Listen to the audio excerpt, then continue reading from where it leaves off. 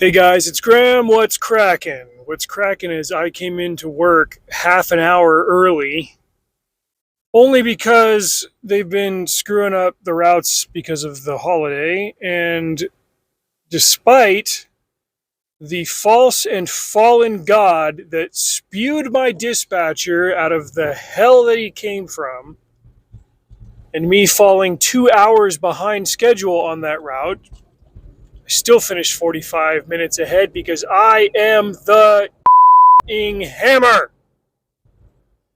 Anyway, I didn't do a whole lot of audiobook listening because I was instead playing the Warfront album by Wind Rose to get the blood pumping so that I could be the hammer. Nevertheless, I did finish Codex Babylon by Rob Cruzy. This is the first in his Codex Babylon trilogy. The subsequent books are shorter than the first one. Book 2 is called Heretic's Game, and Book 3 is called Militia Day. I backed these on Kickstarter.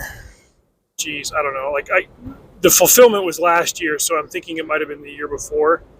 But I'm still buying them on Audible because Rob's got a great track record. I think I've only tried listening to one of his series that I couldn't get into. I've recommended his Mercury series and his Mammon trilogy. I mean, even barring the fact that I'm featured in the anthology, I don't get royalties off of it, so there's no monetary incentive for me to push that one. That whole trilogy is just his obra maestra. I don't think he's ever going to top it, which is fine because even when he's not doing his absolute best, he's still doing really, really well. So I read this book when it came out last year, but I ended up putting the PDF on Speechify, and that was still early in the year. Like, the Speechify tech didn't really improve until like middle of 2023. And I remember that one, like it kept having problems, like seizing up and freezing, or if I'd be inside a building where I had poor signal, it wouldn't play. So I got interrupted a lot, and I remember how the book started, but I didn't have such a strong memory of how it finished. But the audiobook, the full audible narration, is available now, and the narrator is above average. There were times when it was kind of hard to listen to him, but for the most part, he did a pretty good job. And so I decided to listen to the book again and just piece together the parts that I wasn't able to grab from the more robotic narration from Speechify last year. Our main character is a guy named Martin. He's retiring as a lawyer, kind of early into his career. He just got a really big win for his firm, and he did something just a little bit shady. It's the kind of thing that, while it may not be illegal, it could trigger an SEC investigation if somebody wanted to be a butthead about it, and could tie up his earnings for years to come. But he was from the Bay Area, but he got out of the Bay Area because the place just seemed to be going to hell in a handbasket, kind of like the Bay Area in real life. And instead he moved to Idaho, and he's looking forward to just being a stay-at-home dad with his wife and raising their young daughter. The problem is, right after he wins this case and he's headed home, he gets approached by this shady firm, group, organization, whatever. They've got a bit of a tortured acronym. The actual wording of it does make sense, but it's still like, when it all comes together, you're like, oh, it's Grail. And this is a company that deals in some tech, some history, some esoterica. And they've identified Martin as a candidate for a project on a bit of a crunch timetable. The problem is, Martin tells these people that he's retired, and he just told his wife, he's like, I'm done, I pulled my last job, I'm not going to take any other jobs or whatever. And then these people more or less make him an offer he can't refuse. And in the process, they also prove to him that telepathy exists, and he's able to read their minds and the vice versa. Basically, they need him to go back in time and locate the eponymous Codex Babylon. It's a book that will allow them to push back against the demon infestation that is taking over the world. What demon infestation? Well, long story short, there are nefarious forces that are able to proliferate through the web of digital technology that is wrapped around the world in the 21st century. So we're talking about like literal demons on the internet.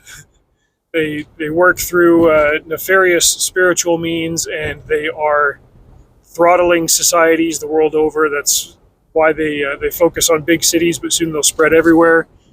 And Martin, being telepathically sensitive, he noticed that about the Bay Area. That's why he got out of there. But he assumed it was just, well, crime has run rampant. It's like, yeah, it's anytime that they start taking over, that's what happens.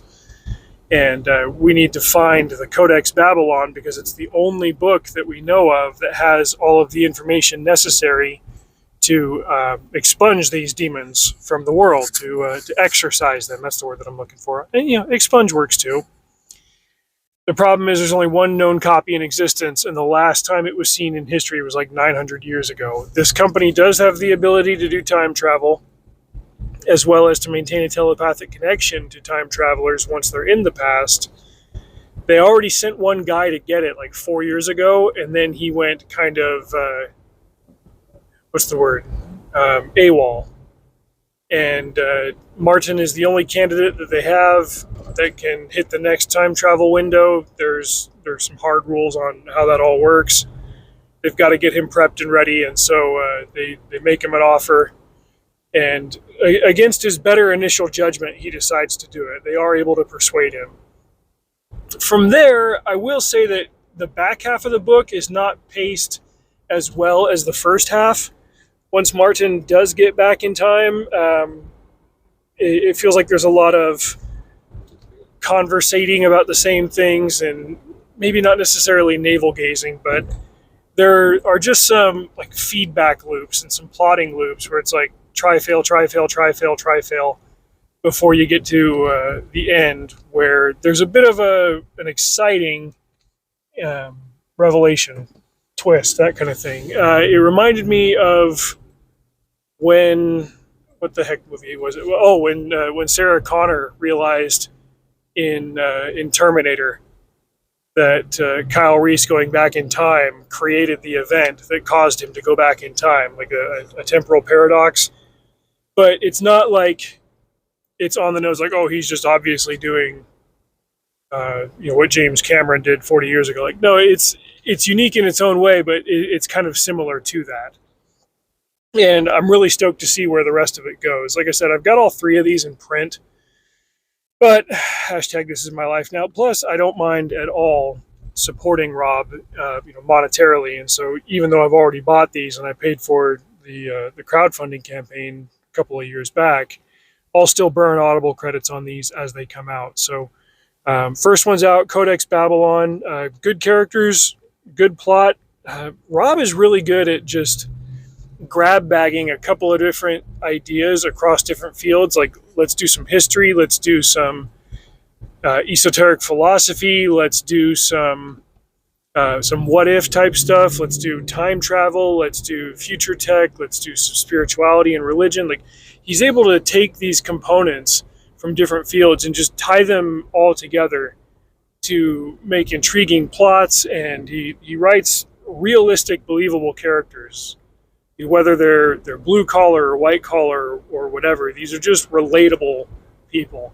And that's true if he's doing something dire and anxiety laden like the Mammon trilogy, or if he's doing something with a little bit more levity and comedy like the Mercury series.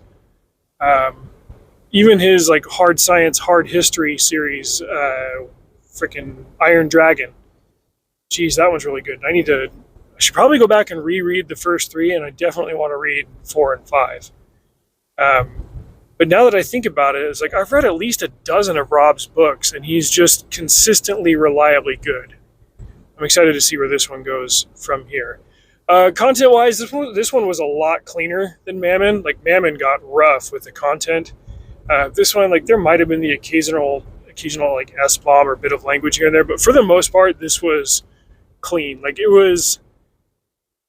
it felt content-wise, well, that's wrong. I'm not saying content like profanity or anything. Like, as far as subject matter, it was a nice mashup of like a modern-day Dan Brown style adventure, but the writing doesn't suck, and Indiana Jones style, excitement, but it's not set in the past. It's, well, kind of is, but it's not like our jumping off point is the 1930s, you know.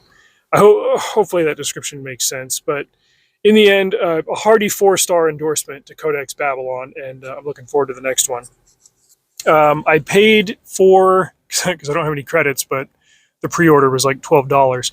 I got the 20th Longmire book. That one came in. I had also put a hold on it at the library, but they said like, oh, it'll be 6 or 7 weeks. I was like, yeah, I wouldn't be the only one requesting it.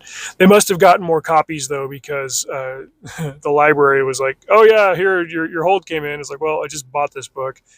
But I don't regret that at all, because I like giving Craig Johnson money because, like I said, he's one of my favorite living writers, and it was really cool to be on that podcast with him over the weekend.